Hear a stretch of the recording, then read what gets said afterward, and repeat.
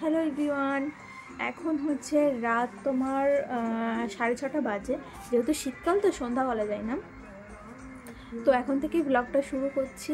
এখন আমি আর মা দুজনা মিলে এখন হচ্ছে পিঠে বানাতে যাব, কারণ পিঠে আজকে বানানোর দিন। আজকে হচ্ছে তোমার বাউনে বলে অনেকের বাড়িতে, মানে অনেকের জায়গায় এক এক রকম নাম। তো সেটা বড় কথা না, বড় কথা হচ্ছে পিঠে বানানো। তো আজকে হচ্ছে পিঠে বানাতে যাব, আমি আর মা এখন পিঠে বানাতে যাব। তো এখন থেকে ব্লগটা শুরু করছি, তো তোমরা দেখো, আশা করি ভালো লাগবে। আর কি পিঠে বানাবো সেটা বলি। এখন বানাবো ছাঁচ পিঠে বা কাস্তে পোড়া অনেকে বলে, অনেকে সরা পিঠে বলে, আর বানাবো পুলি পিঠে তিল দিয়ে। তো পুরো ব্লগটা আজকে দেখতে থাকো। আর ব্লগটা খুব একটা বড় হবে না, ছোটোখাটো একটা ব্লগ হবে, মানে মিনি ব্লগ হবে। তো দেখতে থাকো, আশা করি তোমাদের ভালো লাগবে। বোন, কি কি পিঠে বানাচ্ছিস বল একটু।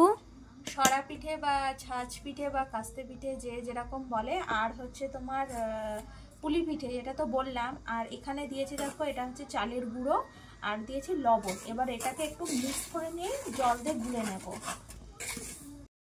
দেখো, তোমাদের সঙ্গে বলেছিলাম যে গোলাটা রেডি করছি। এই যে গোলাটা আমার রেডি হয়ে গেছে। এবার মা একটু উনুন ধরিয়ে তোমার ওই যে সরাটা থাকে সেটা একটু তাতিয়ে নিচ্ছে, তারপর আস্তে আস্তে পিঠেগুলো বানিয়ে নেব।